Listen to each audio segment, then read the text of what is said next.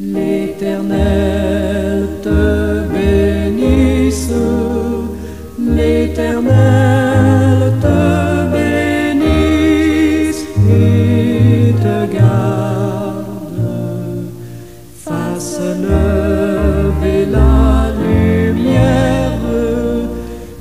lumière de sa face sur toi, use de grâce envers toi et te donne la paix, et te donne la paix.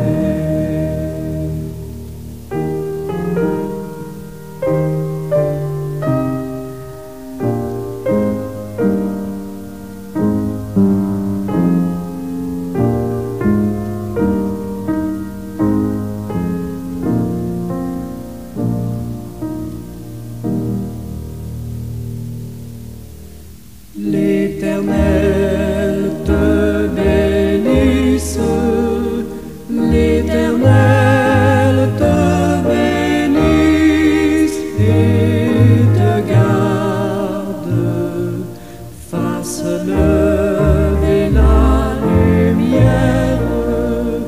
la lumière de sa face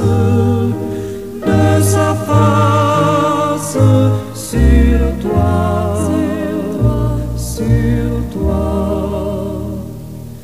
use de grâce envers toi et te donne la paix, et te donne la paix.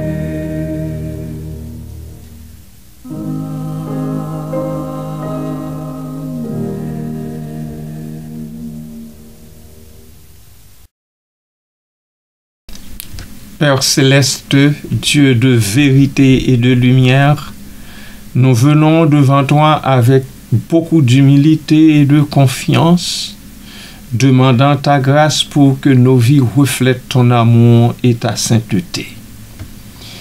Éclaire, ô Dieu, nos cœurs et nos esprits par ton Saint-Esprit, pour que nos paroles, nos actions et nos pensées soient toujours en accord avec ta sainte volonté, ta volonté parfaite.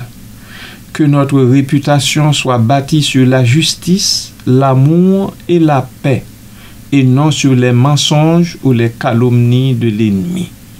Revêt-nous de ton armure spirituelle pour que nous puissions résister aux attaques du malin et que toute parole malveillante contre nous soit réduite au silence. Comme il est écrit, le Seigneur est ma lumière et mon salut, psaume 27, verset 1. Que c'est nous te confions, ô Dieu, nos réputations entre tes mains, Seigneur.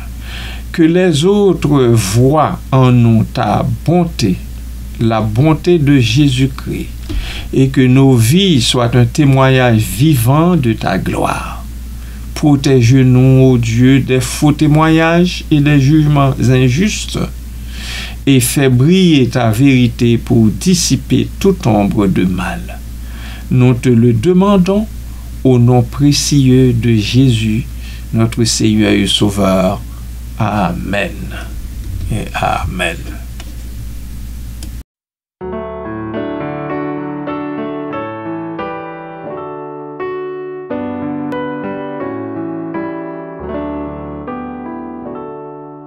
C'est Jésus quand je chancelle selon mon chemin, qui vient prendre ma main frêle dans sa forteresse.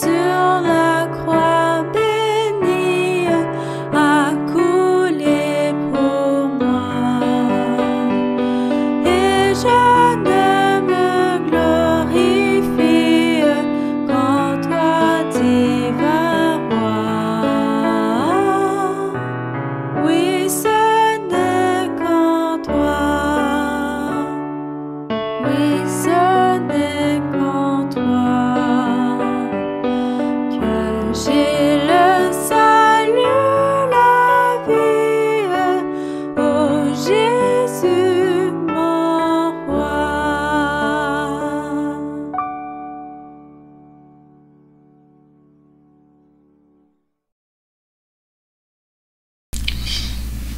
Au milieu de la mauvaise et de la bonne réputation. 2 Corinthiens 6, 8b. Bien-aimés dans le Seigneur et amis de partout, bon matin, bonjour, que la paix et la grâce de Dieu soient avec vous. Nous approchons de la fin de cette série sur le concept réputation. Je vais vous entretenir sur l'une des 9 dualités dont parle l'apôtre Paul en 2 Corinthiens 6. Ces dualités, introduites par l'expression au milieu de et comme, couvrent les versets 8, 9 et 10.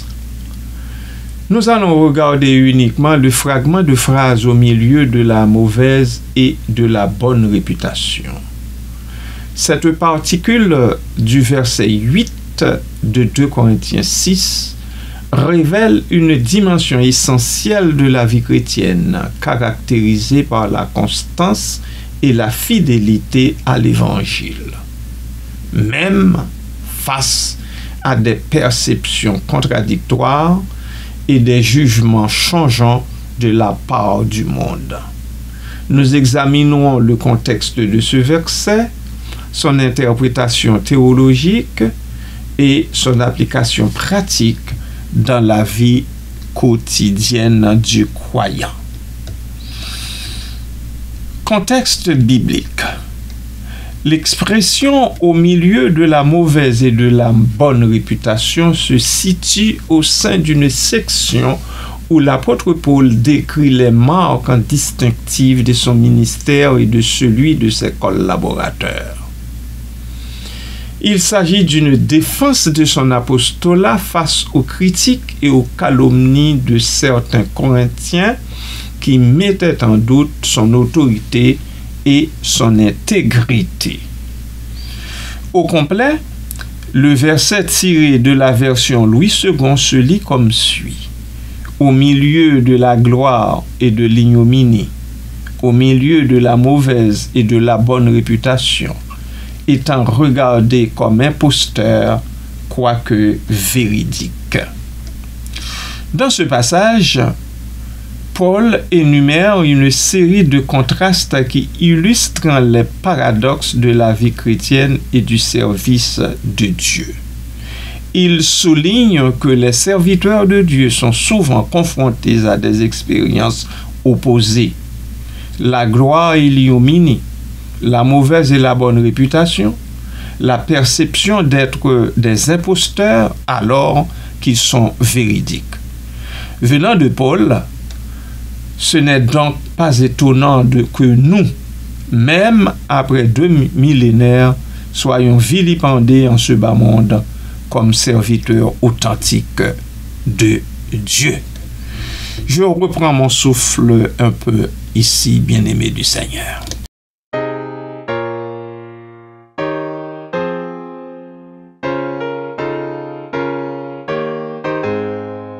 Rends-toi maître de nos âmes, Esprit Saint, Esprit d'amour, viens de tes divines flammes, nous embraser en ce jour. Oh, viens, Esprit de Dieu, fais-nous sentir ta présence, revêt-nous de ta puissance et baptise-nous de feu. Esprit de Dieu, baptise-nous de feu.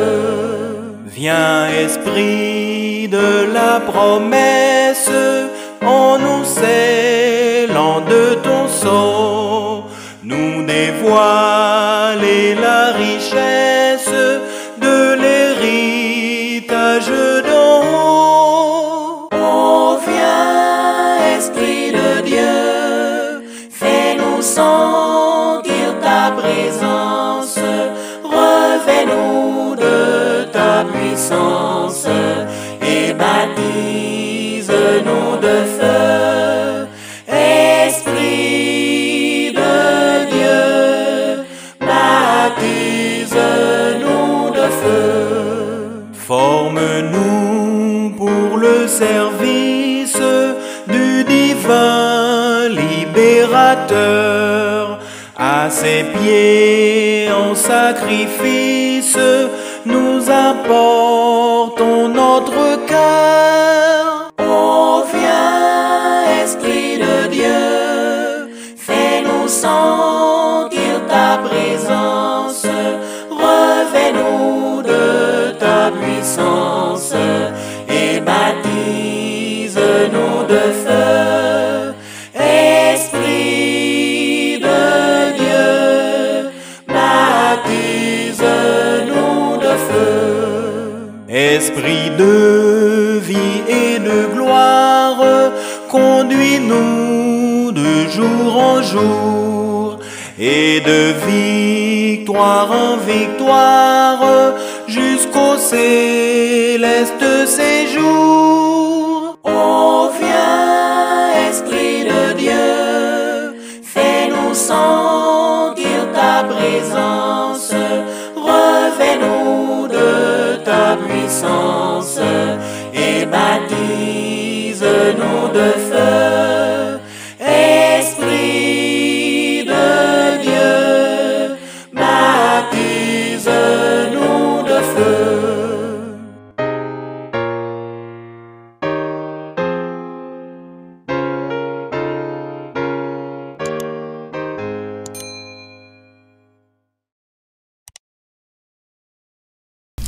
Interprétation théologique.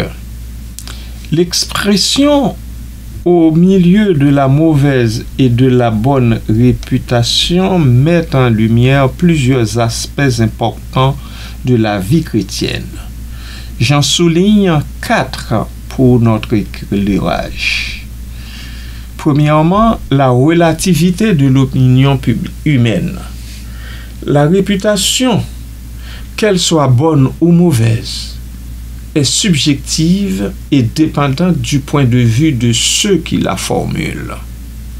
Ce qui est considéré comme bon par certains peut être perçu comme mauvais par d'autres, et vice-versa. Le chrétien ne doit pas être esclave de l'opinion publique, mais plutôt chercher à plaire à Dieu en toutes circonstances. Deuxièmement, la fidélité constante. Malgré les fluctuations de la réputation, le chrétien est appelé à demeurer fidèle à ses convictions et à son appel. Il ne faut pas se laisser décourager par la mauvaise réputation, bien-aimé, ni se laisser enorgueillir par la bonne. Sa conduite doit être guidée par la vérité et l'amour, et non par le désir de plaire aux hommes. 3. La réalité de la persécution. La mauvaise réputation peut être une forme de persécution, même si elle n'est pas toujours physique. Le chrétien peut être calomnié, diffamé ou marginalisé en raison de sa foi. Il doit être prêt à souffrir pour le nom de Christ, sachant que sa récompense est grande dans les cieux. Et 4. L'importance de l'intégrité. La bonne réputation, lorsqu'elle est méritée, peut être un témoignage puissant de la grâce de Dieu. Le chrétien doit s'efforcer de vivre une vie intègre, honnête et juste, afin de ne pas donner prise à la critique.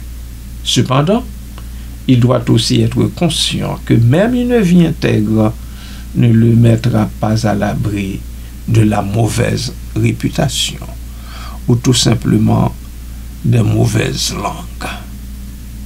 Amen.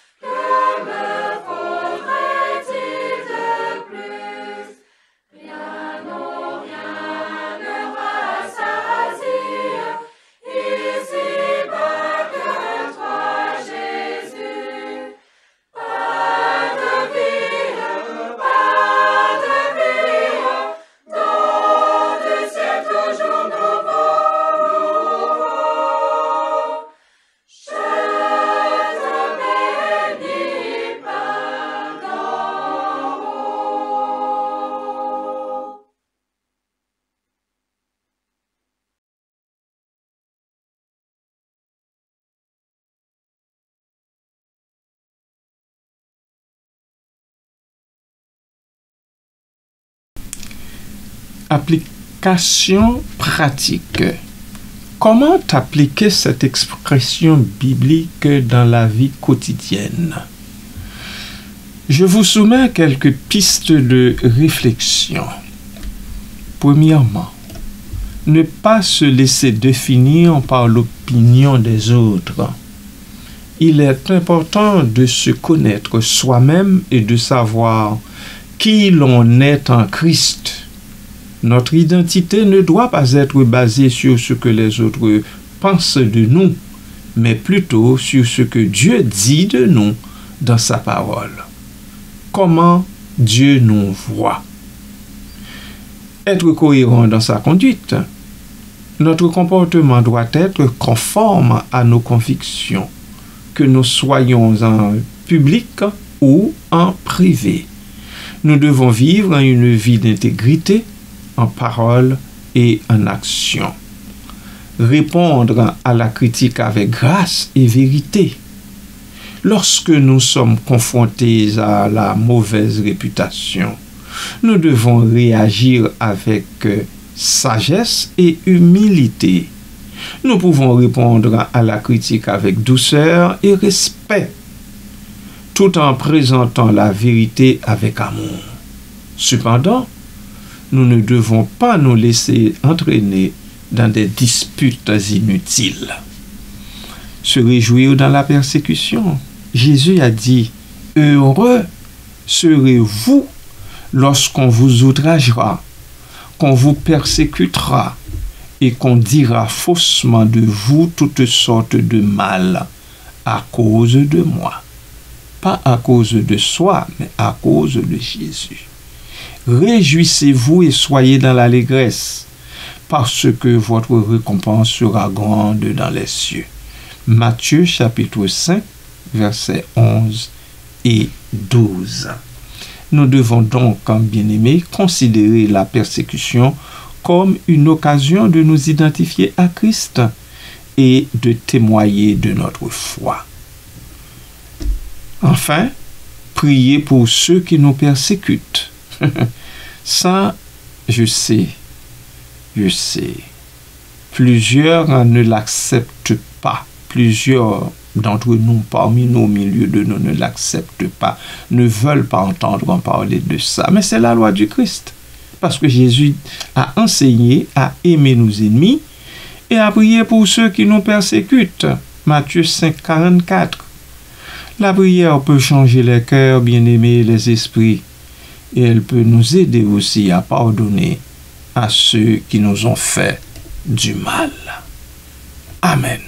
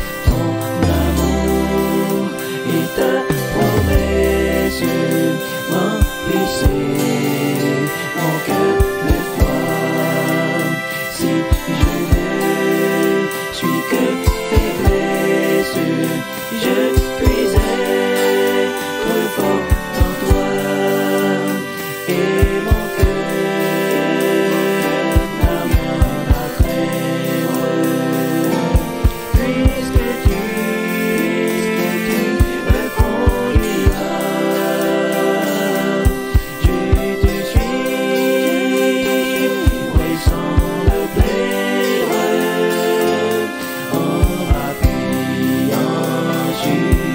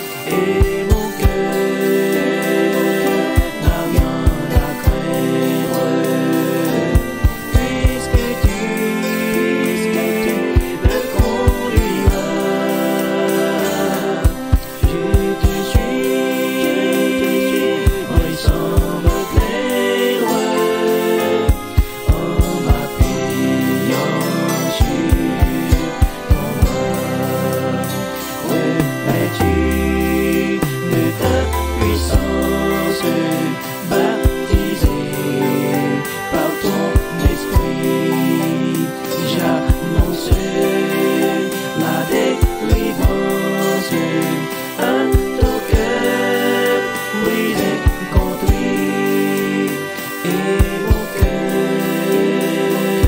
n'a rien à craindre, puisque tu me conduiras. Je te suivrai sans me plaindre, en m'appuyant sur ton bras. Décidément, très chers frères et sœurs et amis dans le Seigneur, l'expression au milieu de la mauvaise et de la bonne réputation nous rappelle que la vie chrétienne est un chemin semé d'embûches, mais aussi de grâce. Nous serons confrontés à des jugements contradictoires, à des persécutions erronées, à des perceptions erronées, et même à la persécution. Cependant, nous ne devons pas nous laisser décourager par la mauvaise réputation, ni nous verser dans l'orgueil par la bonne. Notre objectif doit consister à plaire à Dieu avant toute chose et à vivre une vie d'intégrité, de fidélité et d'amour, quoi qu'il advienne. En gardant les yeux fixés sur Jésus-Christ, nous pouvons traverser les tempêtes de la vie avec courage et confiance, sachant que notre récompense est grande, très grande, infiniment grande, dans les cieux des cieux qui racontent la gloire de Dieu. D'ici là, bien-aimés de Dieu, soyez richement bénis en Jésus-Christ et luttons ensemble de toutes nos forces pour garder intacte notre réputation chrétienne évangélique. Que le Seigneur vous bénisse abondamment. Amen.